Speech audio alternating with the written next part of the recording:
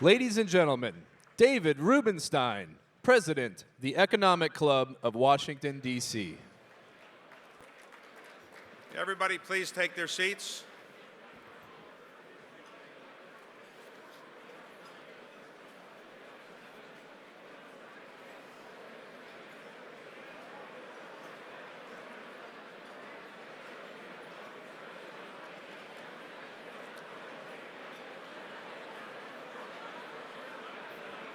Everybody please sit down so we could get started on time or close to time.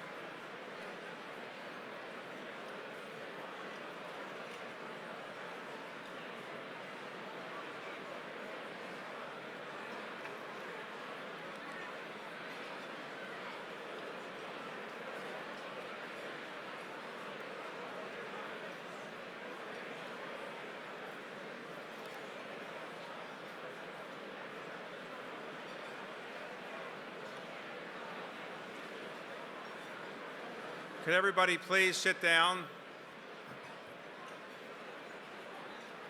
Well,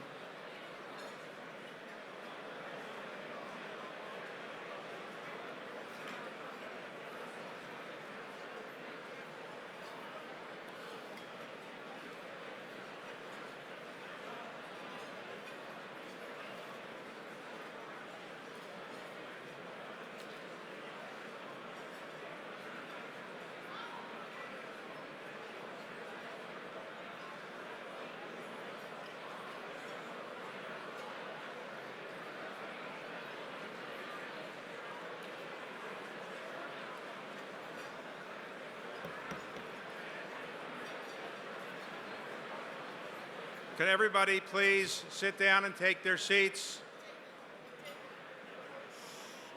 Yeah. Shh. Okay. Thank you. I'm David Rubenstein, the President of the Economic Club of Washington, and on behalf of the Economic Club, I want to thank all the members and their guests for coming this evening to our 25th anniversary celebration, and I particularly want to thank our special guest, Warren Buffett, for coming. Thank you very much.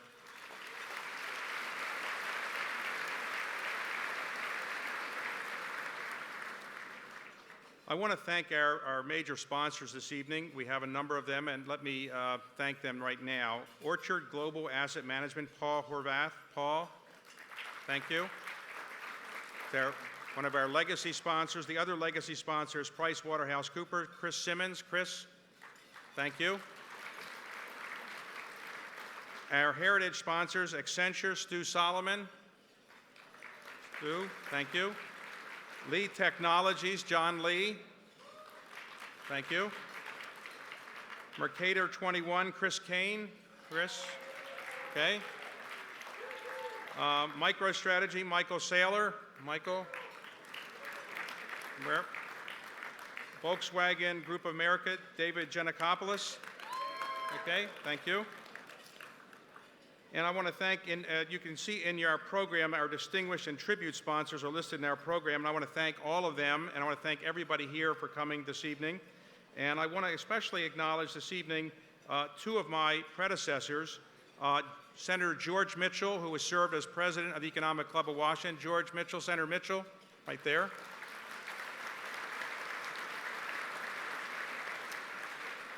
And my immediate predecessor, Vernon Jordan. Vernon. There were two other presidents of the Economic Club of Washington. The first one was Bob Linnos and the late Harry McPherson. So they both did an incredible job of getting the Economic Club of Washington off the ground.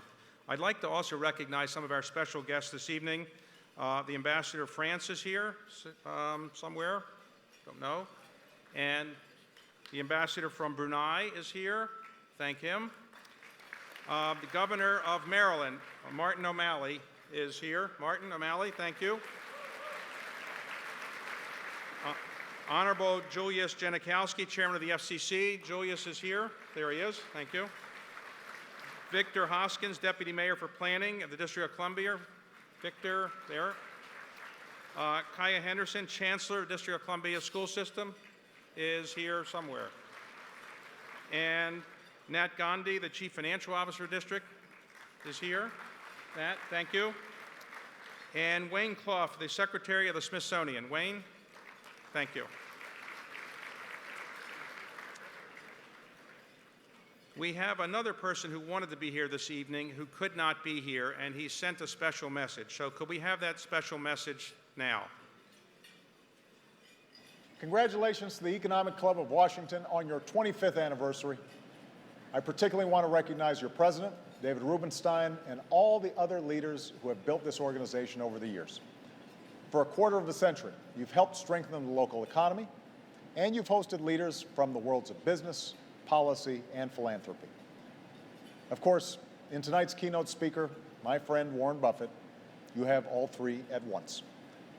I was also delighted to see that you're following Warren's example by donating the proceeds of your gala to help disadvantaged young people. I wish you many more years of success as you make Washington a better place to work, to do business, and to live. Thanks, and have a great evening. Thank you.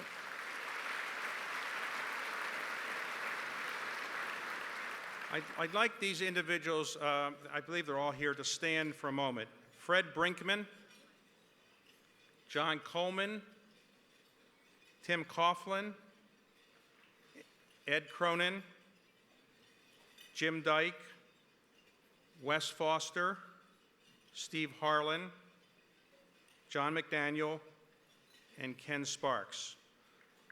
These individuals have been members of the Economic Club of Washington for 25 years, so thank you very much.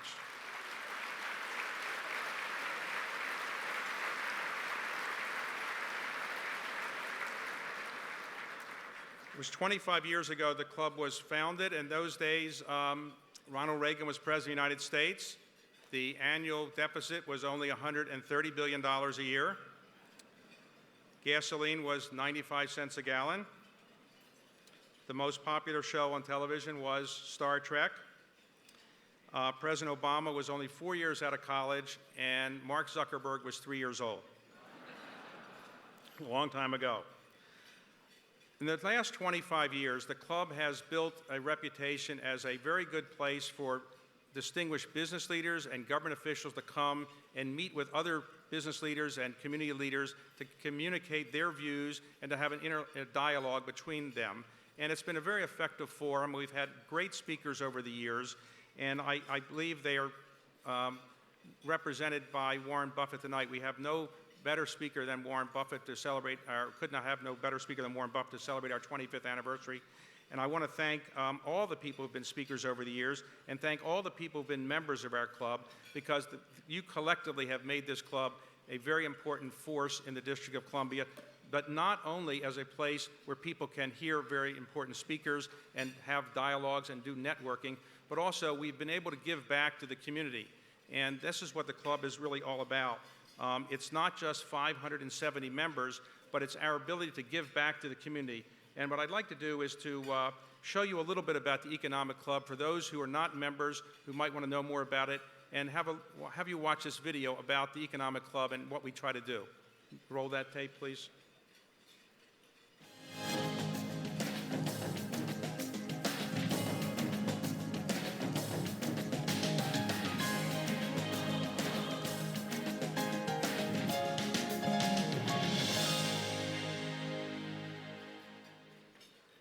In 1985 or so, I got a call from Dick Berenson, who was then the president of American University.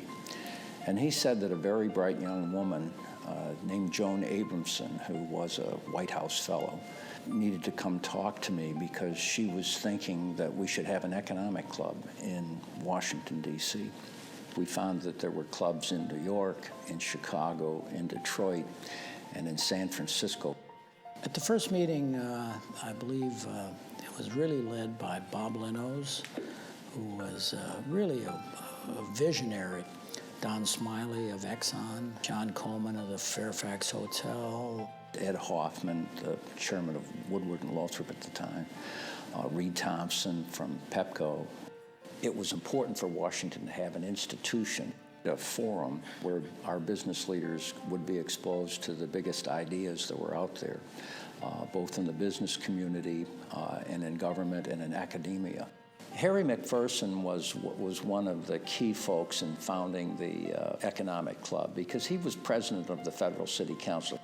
I first became involved with the Economic Club of Washington when Harry McPherson, who was then its president and who was an old friend and law partner of mine, invited me to speak there.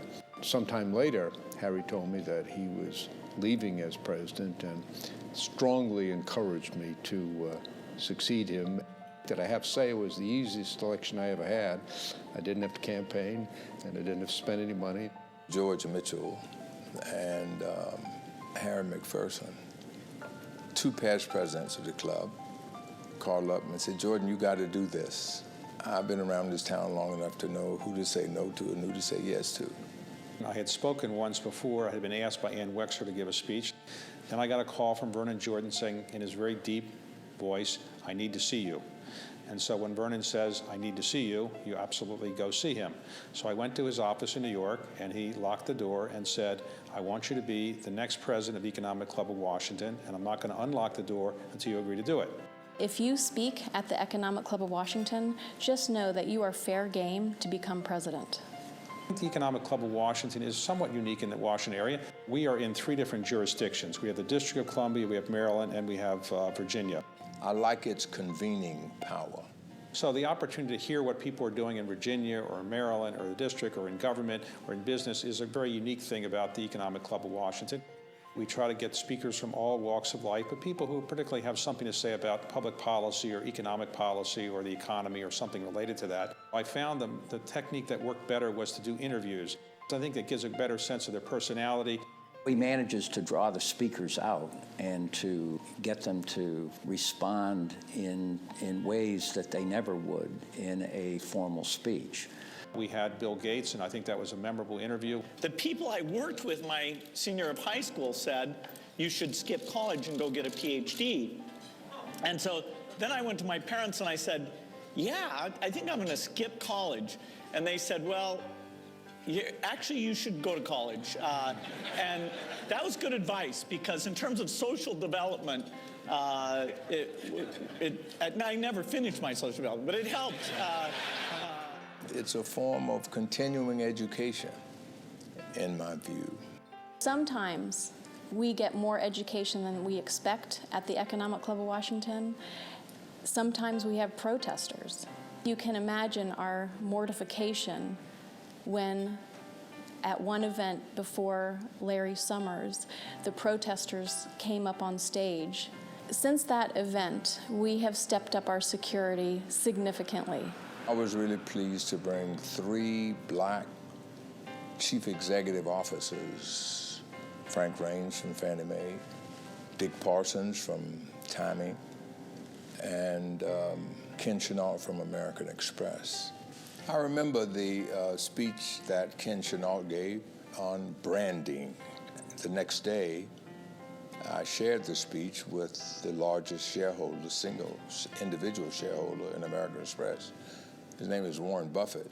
And he sent it to all of the leaders in his company and said, "Read this." Each president has made his mark as the Economic Club of Washington has evolved. I did order a complete review with 2 objectives. One, to increase the membership, and second, to increase the involvement of the membership with the activities of the club. They've proven to be very successful, thanks in large part to the efforts of those who succeeded me. "How did you get President Bush to come to the Economic Club?" I said, "It's very simple." I asked him. He said yes, and he showed up. Thank you all. It's about time you invited the president. My only regret is Burton didn't tell me this was lunch. When I got involved with the Economic Club of Washington, I felt that we should have a bigger impact on the District of Columbia. I thought we had an obligation to give back to the community. Therefore, I thought we should bolster a scholarship program that we had that was relatively modest. So we've done that, and now we've given scholarships to a great many D.C. public and charter high school graduates, and we help them go to college. Currently, David Rubenstein has stepped up the programming from what used to be 5 events a year to now we're averaging 10 to 12 per year. We have a number of other things we'd like to try to do. One of them is something we're calling executive conversations, where we have the CEO of a local company who's also a board member or a member of the Economic Club, and that person, he or she, will host in his or her boardroom members of the Economic Club who want to learn more about his or her companies. There's a strong story to be given about the importance of capitalism in our society and democracy. Without capitalism, democracy will not exist. That's a story that needs to be further explained, and the Economic Club will help do that. And I really want to thank my predecessors who helped build the Economic Club. I've really been the beneficiary of the considerable work that they all did in helping to build the club. Bob Linnos was somebody I did know, and I admired him as a business leader. Harry McPherson was a friend of mine. I knew him for many, many years. And of course, George Mitchell and Vernon Jordan. I really greatly enjoyed my tenure as president of the Economic Club of Washington. I'm deeply grateful to our membership for their support over the past 25 years. It has been through their efforts that the Economic Club has evolved into the premier forum it is today.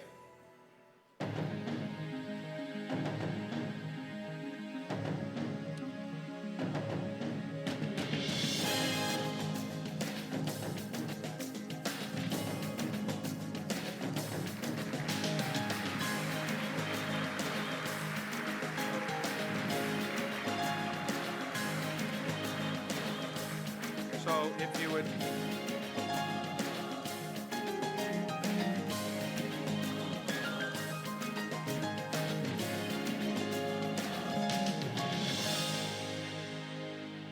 If you would like more information about the Economic Club of Washington, there's a book at your table and your seat, and that is a very well-done book about the history of the club and some of the things we do.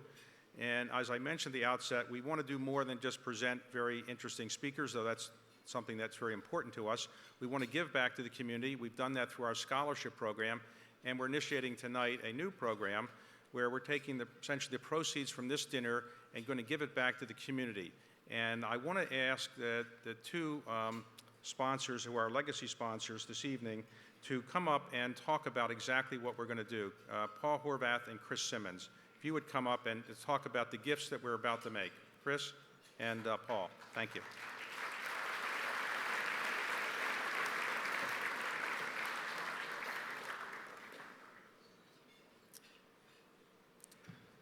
And also, Mary Brady. Mary, for those who don't know, has been with the club for 25 years. She's our executive director, and she's the person who actually makes everything work.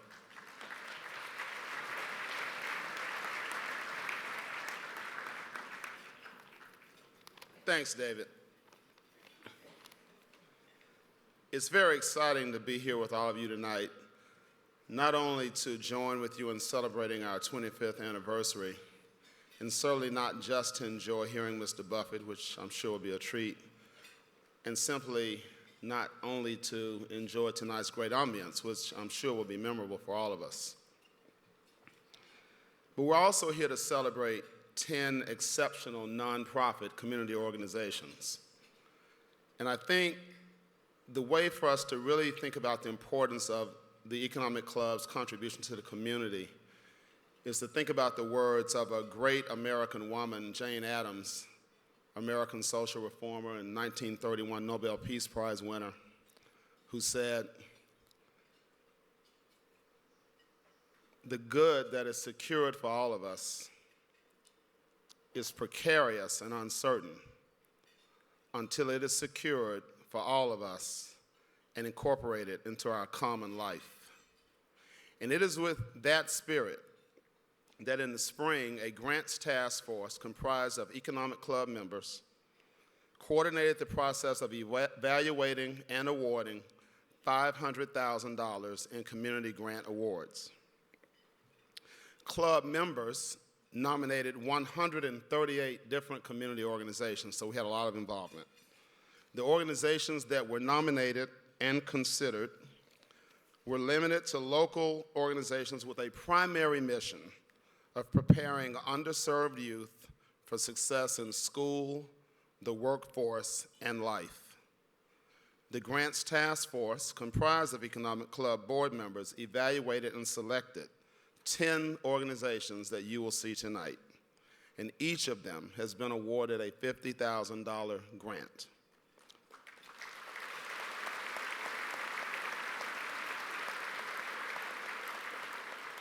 We've prepared a short presentation to introduce you to these organizations, and I hope you not only look at it, but decide which one you're going to get involved with too.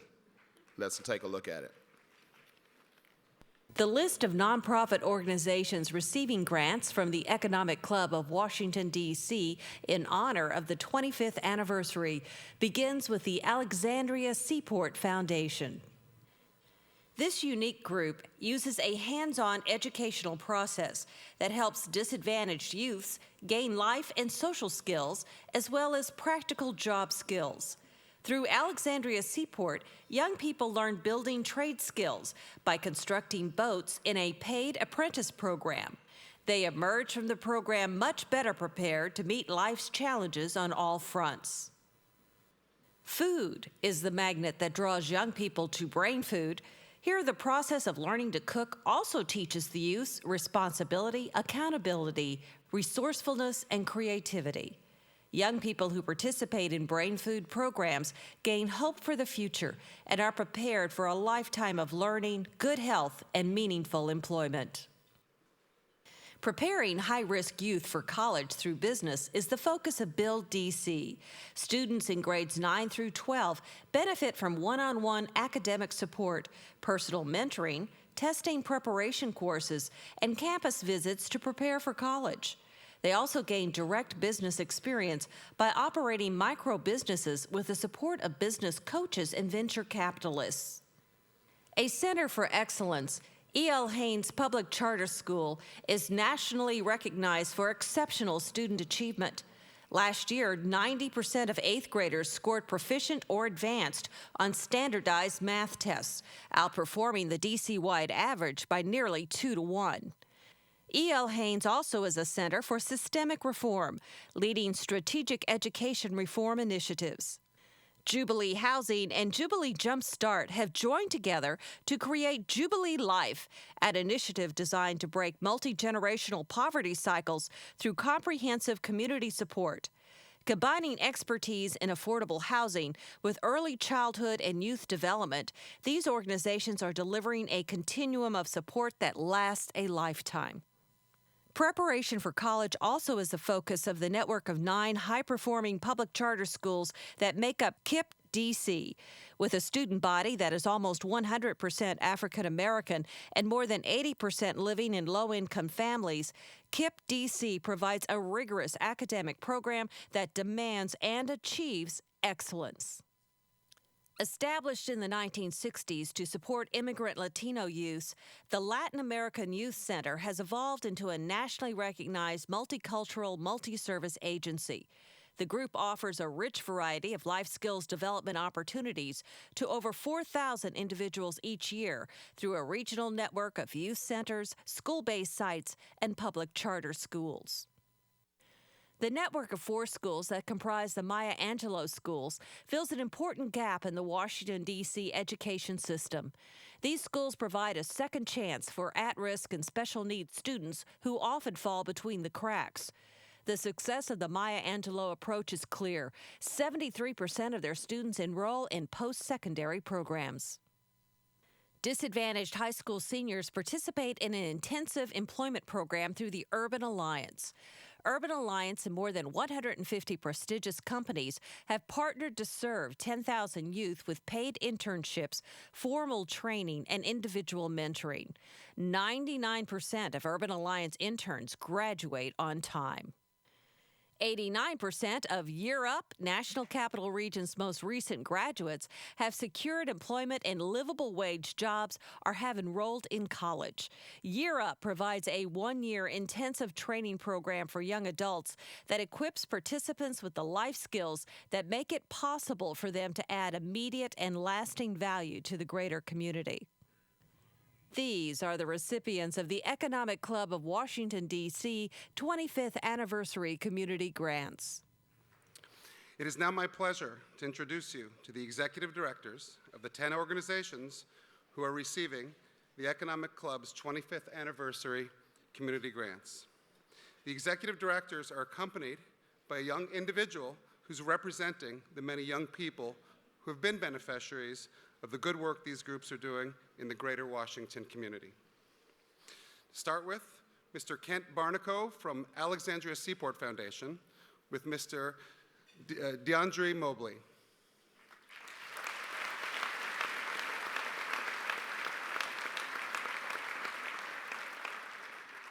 Mr. Paul Dam from Brain Food with Lawrence Davin.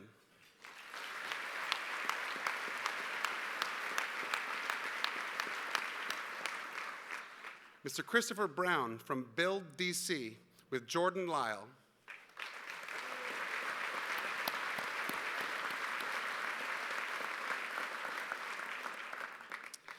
Ms. Jenny Niles from E.L. Haynes Public Charter School with Brandon Nathaniel Cardona.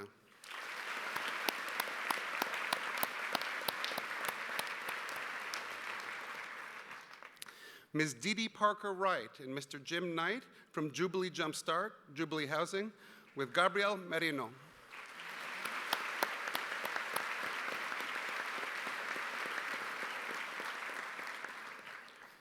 Ms. Susan Schiefler from KIP DC, with Jay Guzman.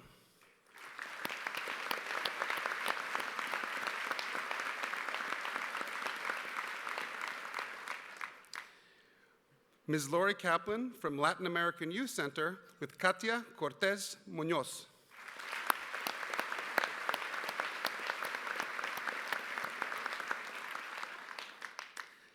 Dr. Lucretia